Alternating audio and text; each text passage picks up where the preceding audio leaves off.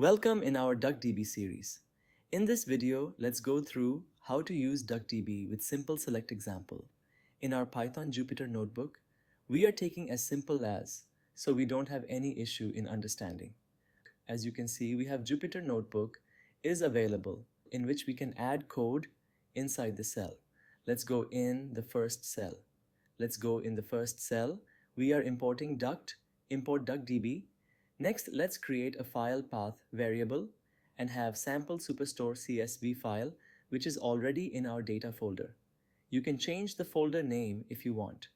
First, we need to make a connect with DuckDB using connect method. And there are many another ways to connect with DuckDB, but we are using a simple ways to connect with DuckDB. We will explore more in later videos. Now we need to understand DuckDB is more as SQL statements. If we know SQL, then we already know much of the DuckDB. In this video series, we are exploring DuckDB with small and large files.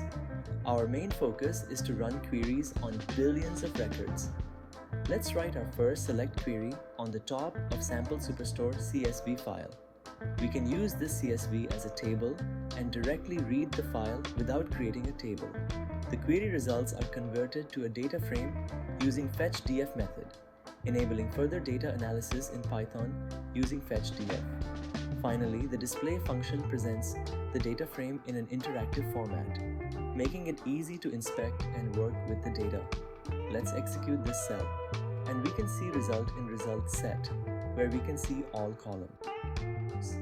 Let's write our next select query on the top of sample superstore CSV file, where we are selecting only one column, order ID, from this CSV file.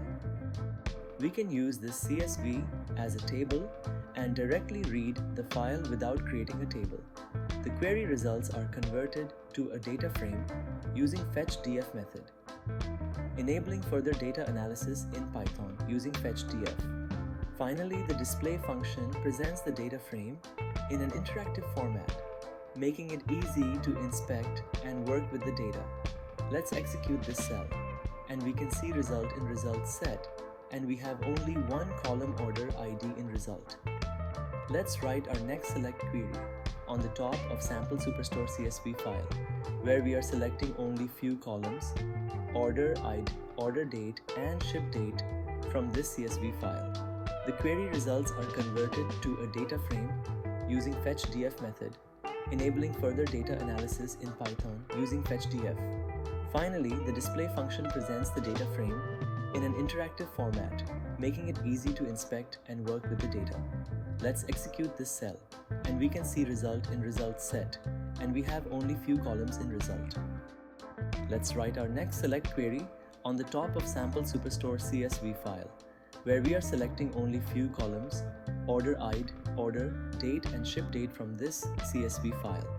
The query results are converted to a data frame using fetchdf method, but only selecting limited records in results.